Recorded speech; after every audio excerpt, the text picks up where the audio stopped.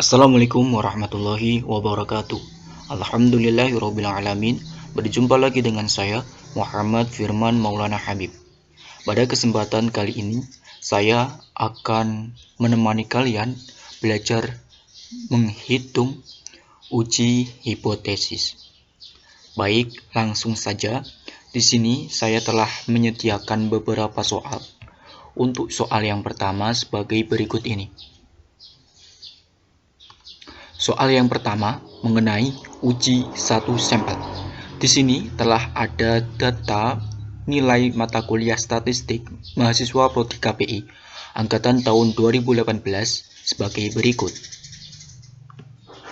Dari penelitian sebelumnya, diketahui bahwa rata-rata nilai statistik mahasiswa Prodi KPI untuk angkatan sebelumnya adalah 85. Ujilah hipotesis yang menyatakan bahwa rata-rata nilai mata kuliah statistik mahasiswa KPI angkatan 2018 adalah 85. Not, dua angka di belakang koma, semua diganti dengan nomor absen. Oke, saya akan memasukkan data-data ini, dan juga mengganti dua angka di belakang koma seperti ini menjadi nomor absensi saya. Untuk mempersingkat waktu, di sini telah saya siapkan datanya. Ternyata datanya jumlahnya adalah 80. Seperti berikut ini. Oke, selanjutnya kembali ke Word. Saya di sini akan membuka rumusnya berdasarkan soal di atas. Dari soal di atas menyatakan bahwasanya HO sama dengan 85. Rata-rata nilai statistik mahasiswa KPI angkatan 2018 adalah 85, sama dengan nilai rata-rata sebelumnya. Dan untuk HI, hipotesis alternatifnya tidak sama 85.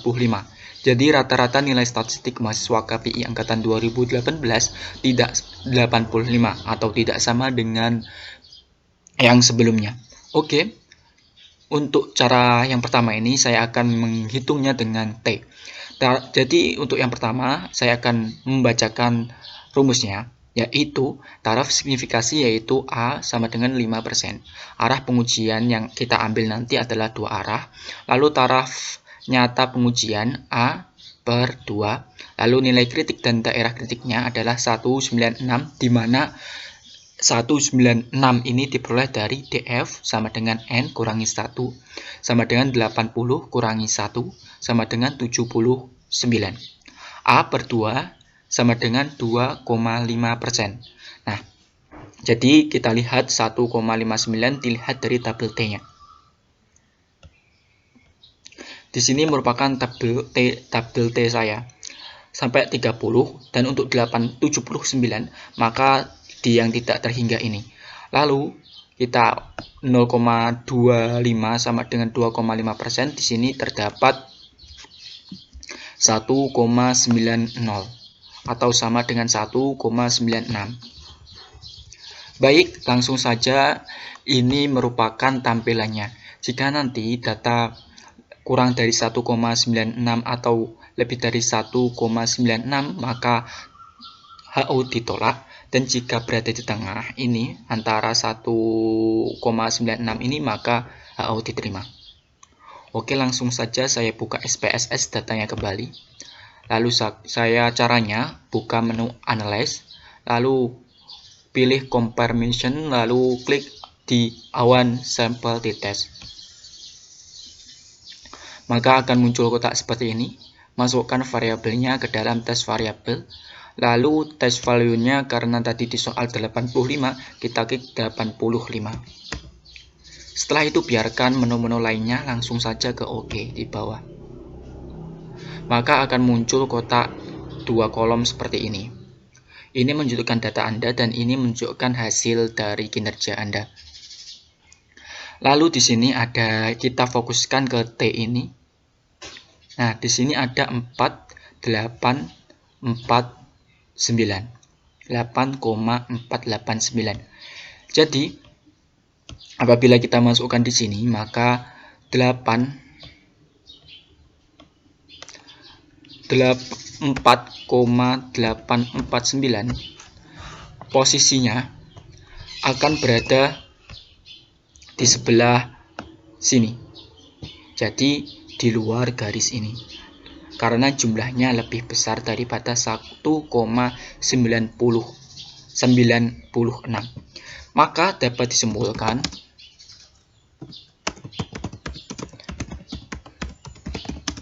bahwa HO ditolak. HO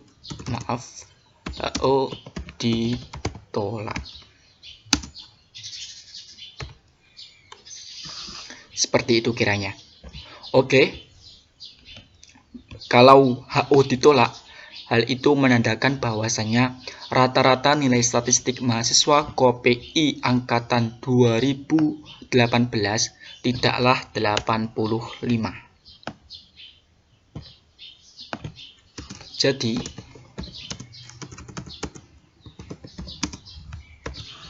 rata-rata nilai statistik mahasiswa KPI angkatan 2018 tidak 85. Oke, kita akan beranjak ke tugas yang kedua. Contoh tugasnya. Di sini contoh tugasnya, kasusnya seperti ini. Untuk tugasnya yang kedua, saya akan membahas analisis UJT 2 sampel saling bebas, independent sample t-test. Kasusnya seperti ini. Seorang mahasiswa akan meneliti keterlibatan kerja karyawan di sebuah perusahaan yang ditinjau dari model kepemimpinan, yaitu model kepemimpinan transaksional dan kepemimpinan transformasional. Berdasarkan 40 sampel sebagai penelitian, masing-masing diambil 20 sampel untuk karyawan yang dipimpin dengan model kepemimpinan transformasional dan 20 lainnya dipimpin dengan menggunakan model kepemimpinan transaksional. Adapun data keterlibatan kerja karyawan dapat dilihat sebagai berikut. Nah, ini merupakan datanya. Tugasnya yaitu laksanakan analisis UJT 2 sampel saling bebas atau independent sample t-test untuk data tersebut di atas dengan komputer SPSS. Lakukan kegiatan sebagai berikut. Buatlah hipotesis 0 dan hipotesis alternatif. Uji hipotesis tersebut dengan taraf signifikasi 0,05 atau 5%. Interpretasi dan simpulkan hasil analisis UJT 2 sampel saling bebas independent sample test tersebut. Oke, di sini telah saya untuk yang nomor 2 ini. Untuk yang nomor 2 ini telah saya masukkan di sini. Jadi ada HO di sini. Telah saya buat untuk hipotesisnya. Apabila HO perbedaan keterlibatan kerja karyawan signifikan antara variabel 1, model yang satu dan model yang kedua. Lalu apabila H1 atau hipotesis 1 alternatif, perbedaan keterlibatan kerja karyawan tidak signifikan. Nah, terus jika ini dinilai dari P value, jika nilai sig 2 Taylor lebih besar daripada 0,05, maka HO diterima atau perbedaan keterlibatan kerja karyawan signifikan. Tapi jika nilai sig 2 Taylor lebih kurang dari 0,05, maka HO ditolak atau perbedaan keterlibatan kerja karyawan tidak signifikan. Untuk itu, saya pertama akan memasukkan datanya. Oh ya, di sini ada instruksi lagi bahwasanya rubahlah 10 data pertama di kedua variabel dengan ketentuan angka terakhir. Oke, saya langsung ke SPSS saya. Untuk SPSS yang tadi saya keluarkan terlebih dahulu.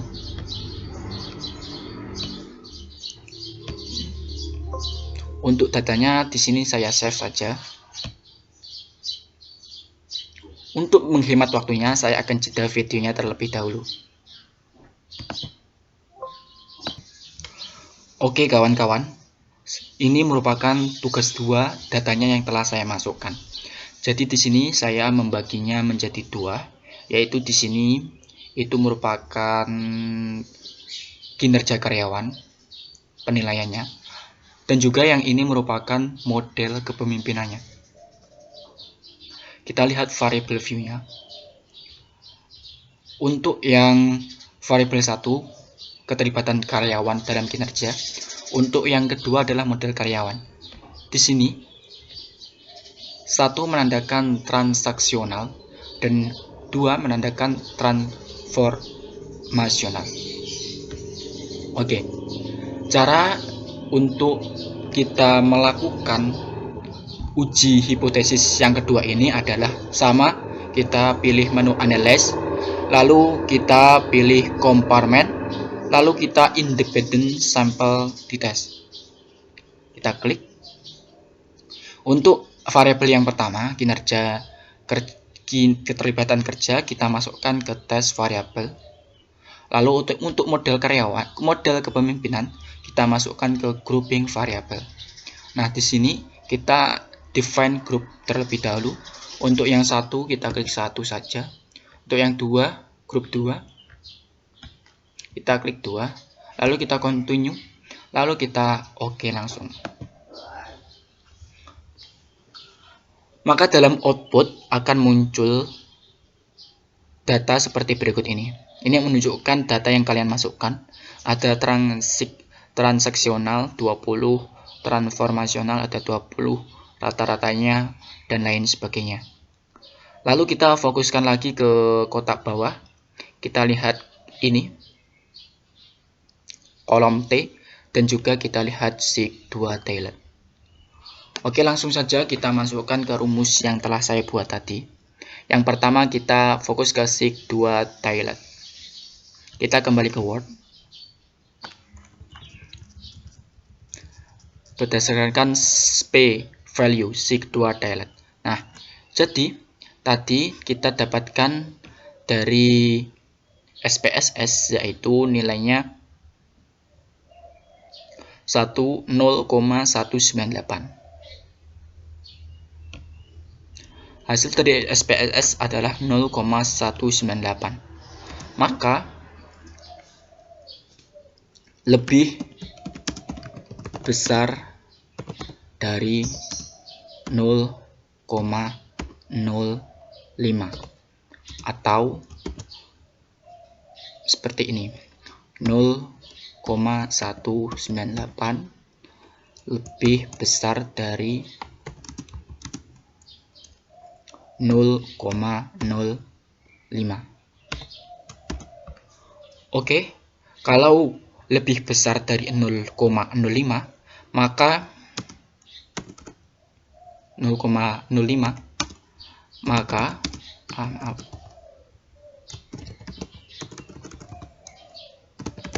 maka HO diterima, perbedaan keterlibatan kerja karyawan signifikan. Nah, selain itu kita juga bisa melihat mengenai hitung T. Di sini taraf signifikansi yaitu 5% berdasarkan soal di atas. Lalu arah pengujiannya ada dua arah yang saya ambil. Taraf nyata pengujian A/2, nilai kritik dan daerah kritiknya adalah 1645, di mana DF N1 plus N2 dikurangi 2 atau 20 ditambah 20 dikurangi 2 sama dengan 38. Ini berdasarkan instruksi dari di atas. Lalu lihat tabel T. Nah, di tabel T di sini untuk 38 kita mengalut di sini dan kita lihat di sini menunjukkan bahwasannya 1,645. Nah, di 1645 maka akan diperoleh data seperti kurva seperti ini. Kalau di sebelah sini dan sebelah sini di kuning ini, maka ditolak HO-nya. Namun apabila di sebelah sini di antara angka-angka ini, maka diterima HO-nya. Oke, kita lihat tadi dalam data SPSS. Nah, di sini kita menemukan bahwasanya T 1,310. Kita masukkan, klik di sini saja, 1,310. Kebalik enggak? Kita pastikan dulu. 1,310. Oke. Setelah itu, 1 menandakan bahwasanya ini ya, titik.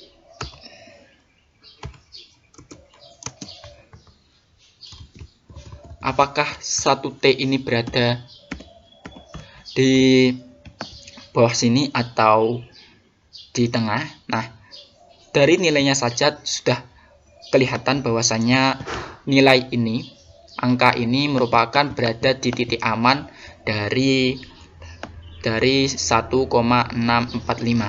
Jadi dapat disimpulkan bahwa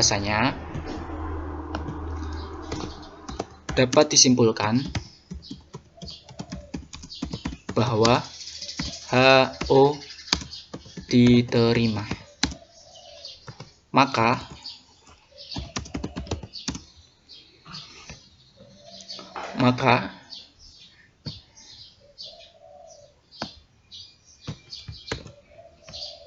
keterlibatan kinerja karyawan signifikan.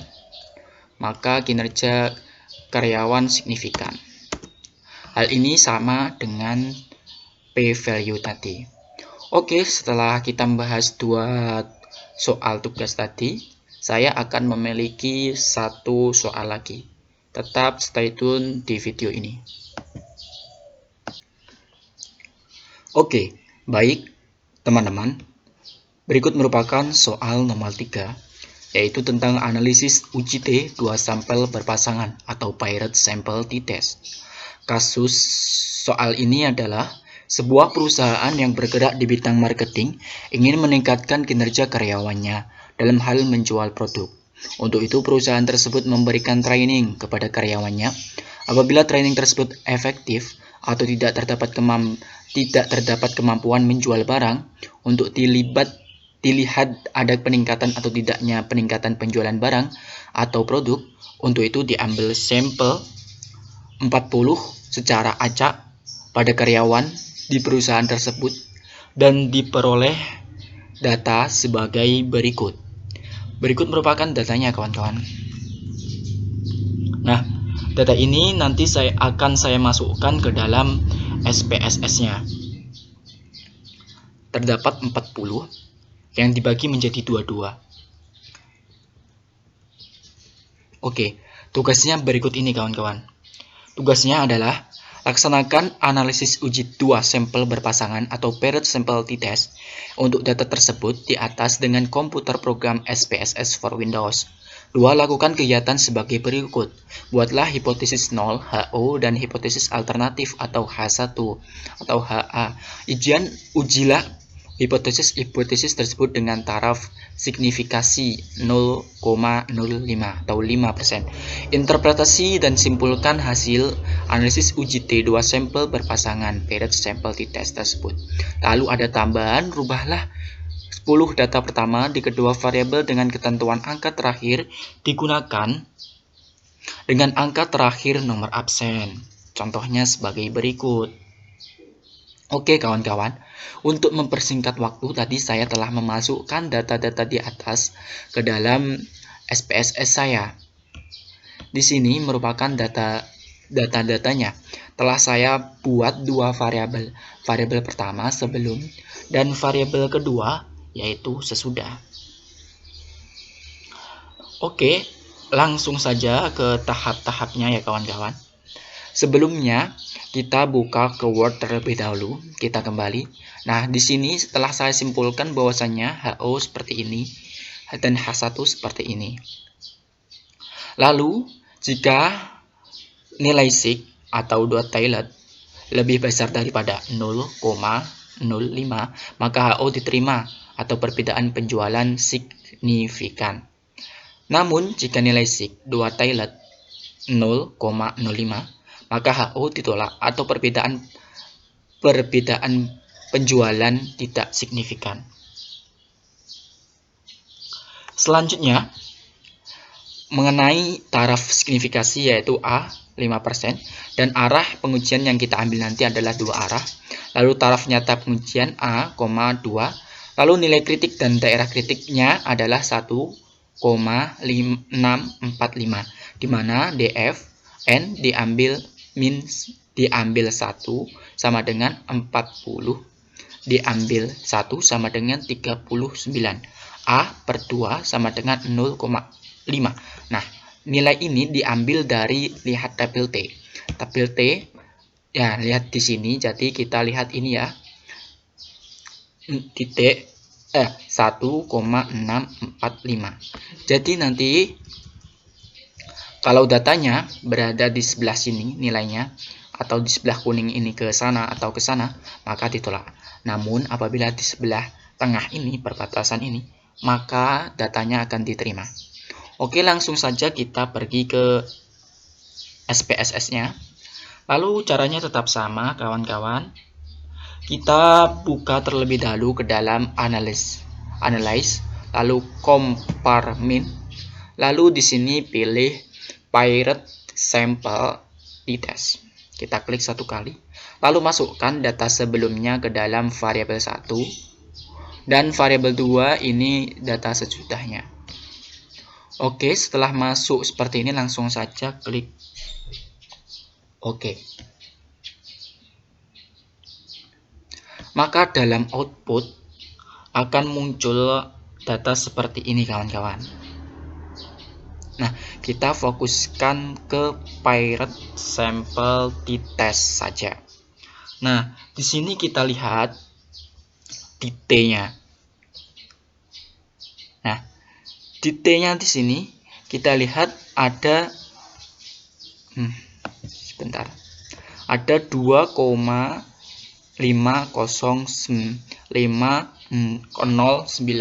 Nah, kita masukkan ke datanya yang ini. Oke, tadi berapa?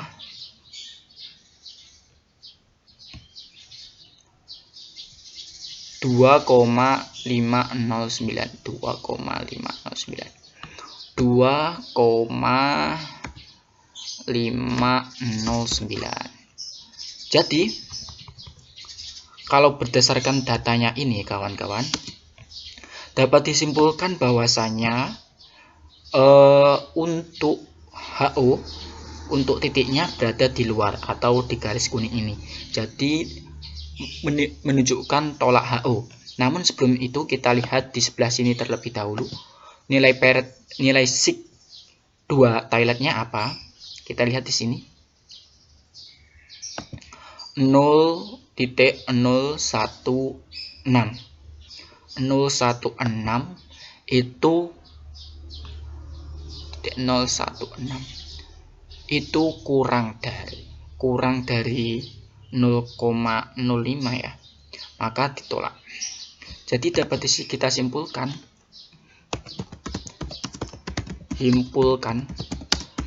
bahwa HO ditolak karena 2,509 berada di luar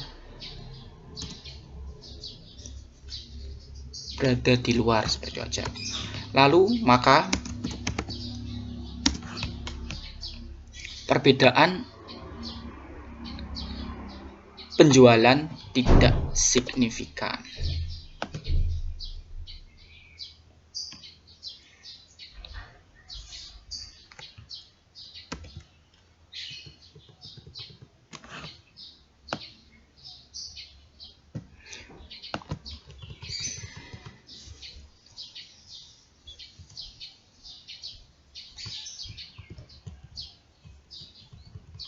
Alias sama saja. Perbedaan penjual tidak signifikan alias sama saja, tidak berubah dengan HO. Oke, saya kira sudah paham ya kawan-kawan. Kita belajar bersama. Apabila ada kesalahan, saya mohon maaf yang sebesar-besarnya. Semoga apa yang saya jelaskan memberikan manfaat kepada kalian semua. Wallahul muwaffiq ila aqwamit thoriq. Wassalamualaikum warahmatullahi wabarakatuh.